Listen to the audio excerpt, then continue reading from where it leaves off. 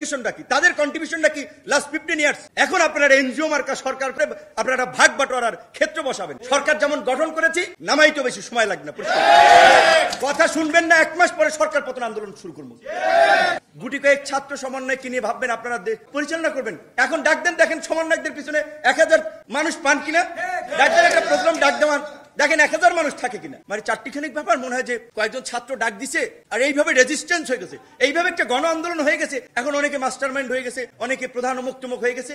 আন্দোলন তো একটা প্রেক্ষাপট ছিল, গত 1.5 দশকে সেই প্রেক্ষাপট রচনা হয়েছে। ধীরে ধীরে অনেকগুলো ঘটনা একটা একটা করে সুতা গেথে আজকের এই অবস্থায় নিয়ে এসেছে। আজকের এই নেতৃবৃন্দের কথাও যদি বলেন, আমাদের কৃতিত্বের কথা না, অনেকের পেছনে আমাদের অর্থ, শ্রম, মেধা ইনভেস্ট করে আমরা তৈরি করেছি তাদের। রাজনীতিতে পথ চলায় স্বামী স্ত্রীর সংসার টেকে না। রাজনীতি তো একসময় মত পথের বিরোধ কেন্দ্র করে একজনের অভিমান, মান অভিমান তৈরি হতেই পারে, সক্রিয়তা নিষ্ক্রিয়তা থাকতেই পারে। বিএনপি জামাতের মতো একটা শক্তিশালী রাজনৈতিক দল ছাড়া এই আন্দোলনকে কখনোই সফল করা সম্ভব হতো না। আমরা তো কথা বলেছি, তারেক রহমান সহ বিএনপি অন্য নেতাদের সাথে ফাইন্যান্স লাগবে কোথায়, কিভাবে সাপোর্ট লাগবে, রেজিস্ট্যান্স করা লাগবে, আমরা কথা বলে প্ল্যান করে ছাত্রদের সামনে ছিল। এটা একেবারে অহেতুক বিতর্ক যে এই আন্দোলনের কে মাস্টারমাইন্ড, কে ছিল, কি ছিল। এই সমন্বয়কদের অনেকে ছাত্র অধিকার পরিষদ করে, কেউ ছাত্র শিবির করে, কেউ ছাত্র দল করে, কেউ একেবারেই জেনারেল শিক্ষার্থী। এবং এই আন্দোলনে যারা করেছে তারা একেবারে পীরলি আউলিয়া হয়ে গেছে। আপনারা মনে করেন এই আন্দোলনটা কি প্রথম দিকে গণতন্ত্র, ভোটাধিকার, দেশ উদ্ধারের আন্দোলন ছিল?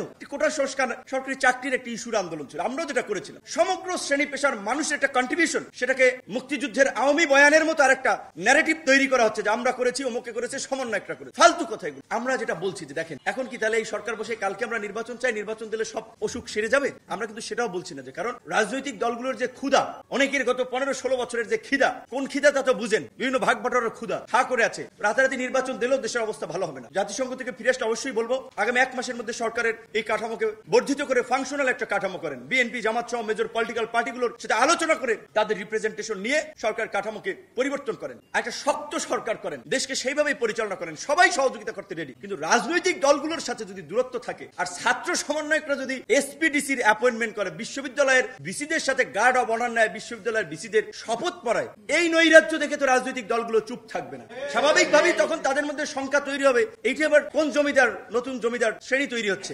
পাশাপাশি মেজর সবচেয়ে বড় যেটা আমরা বলছি নির্বাচন ব্যবস্থার পদ্ধতিতে দ্বিকক্ষ বিশিষ্ট পার্লামেন্ট এবং সংখ্যানুপাতিক নির্বাচন, যে একটা ইনক্লুসিভ পার্লামেন্ট হয়, সেই ব্যবস্থার দিকে যেমন আমাদের যেতে হবে। পার্বত্য চট্টগ্রাম আপনাদের কি নর্মাল ঘটনা মনে হয়? এগুলো একটু চিন্তা করবেন। পার্বত্য চট্টগ্রামের এই সন্ত্রাসীদেরকে আধুনিক অস্ত্রশস্ত্র কারা দিয়েছে? ভারতের সাথে ওই অঞ্চলের বর্ডার। ভারত সব ধরনের সহযোগিতা এই মুক্তিযুদ্ধের পরপর থেকে করে আসছে এবং ওই অঞ্চলকে অস্থিতিশীল করার চেষ্টা করে যাচ্ছে। সেদিন ইন্ডিপেন্ডেন্ট টেলিভিশনে 13 মিনিট আপনার মাইকেল চাকমার ভাষণ শুনলাম। সে তার ভাষণে স্পষ্ট দেশদ্রোহিতা রয়েছে। তার ভাষণটি সবাই শুনবেন। তিনি স্বায়ত্তশাসন চাচ্ছেন পার্বত্য চট্টগ্রামে। বাংলাদেশ কি কোনো প্রাদেশিক সরকার আছে যে পার্বত্য চট্টগ্রামে স্বায়ত্তশাসন দিবে? তারা সেখানে সেটেলার বাঙালি বলে ওইখানে যারা আছে তাদেরকে সরিয়ে আনার জন্য বলছে। কারা সেটেলার বাঙালি? বাংলাদেশের মানুষের যে কোনো প্রান্তে ভূমি কেনার, বাড়িঘর করার অধিকার রয়েছে। এই যে এনজিও মার্কা শব্দগুলোকে স্টাবলিশ করাচ্ছে ন্যারেটিভ যে সেটেলার বাঙালি আর পাহাড়ি, পাহাড়টা তাদের বাপদাদার, আর ওইখানে আর কেউ যেতে পারবে না। সুতরাং এই ধরনের ষড়যন্ত্রমূলক যে কোনো তৎপরতা রুখে দেওয়ার জন্য আমাদের প্রস্তুত থাকতে হবে। এখন এই সরকার যদি নরবর সরকারে হয় তাহলে তো সেটা পারবে না। এই রকমের দেশদ্রোহী কর্মকাণ্ডে যারাই জড়িত আছে তাদের বিরুদ্ধে সামরিক বাহিনীকেও বলবো নির্বাচন কবে হবে পরে, ওটা রাজনৈতিক দল ঠিক করবে, সরকার ঠিক করবে। আপনারা পাহাড়ে মনোযোগ দেন। পাহাড় থেকে অস্ত্রধারী সশস্ত্র গোষ্ঠীগুলোকে নির্মূল করার জন্য যেই ধরনের অভিযান পরিচালনা করা দরকার, এখন আপনাদের ম্যাজিস্ট্রেসি পাওয়ার আছে, সেই ধরনের অভিযান পরিচালনা করেন। পাহাড়কে সন্ত্রাস এবং বিচ্ছিন্নতাবাদী দিয়ে মুক্ত করুন।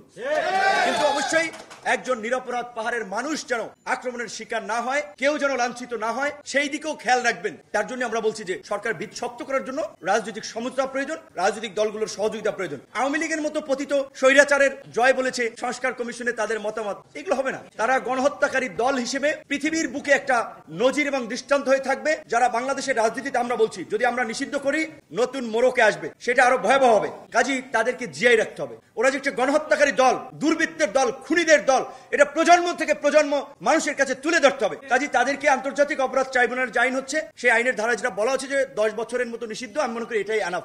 সেই দিকে আশা করি সরকার ব্যবস্থা নিবে। একই সাথে শুধু আওয়ামী লীগ না, আওয়ামী লীগের যারা দোষর ছিল জাতীয় পার্টির মতো, আরো যারা ফ্যাসিস্টের দোষর ছিল তাদেরকেও একইভাবে নিষিদ্ধ করতে হবে।